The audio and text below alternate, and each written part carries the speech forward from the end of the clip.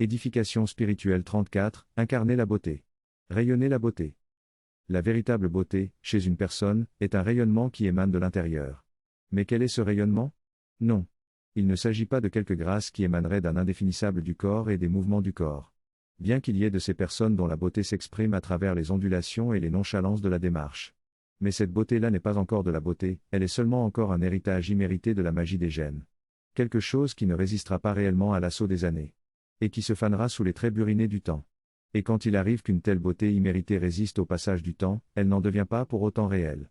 Elle reste une possession du corps, davantage qu'une gloire de l'âme. La véritable beauté est un rayonnement. Mais un rayonnement perfectionné par des années de concentration de la volonté de bien et de la volonté de lumière. Un rayonnement qui porte la signature de quelque forme consistante de grandeur que la personne aura réussi à construire en elle. Oui, il n'y a pas de beauté intérieure sans quelque forme de grandeur intérieure. C'est-à-dire sans quelque forme d'excellence intérieure que la personne aura appris à embrasser à plein cœur et à pleine âme. Qu'est-ce que la personne sait faire et dont elle sait être fière? Qu'est-ce que la personne a réalisé ou a bâti, et dont elle est fière? Sainement et profondément fière? Quelle forme de grandeur ou d'excellence?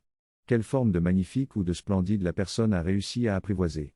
Et que la personne sait serrer contre son cœur et contre son âme, afin de se nourrir de la chaleur vivifiante qui en émane?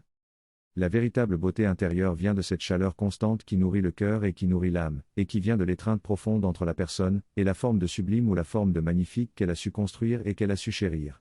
Le rayonnement qui émane de l'intérieur.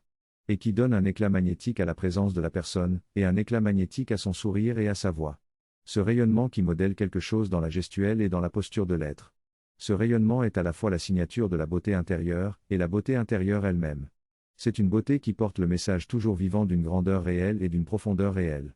Une beauté qui communique à tous ceux qui la reçoivent, l'éternelle réassurance de l'existence du sublime en tout être et en toute chose. Le parfum du sublime traversant le grand champ de la vie.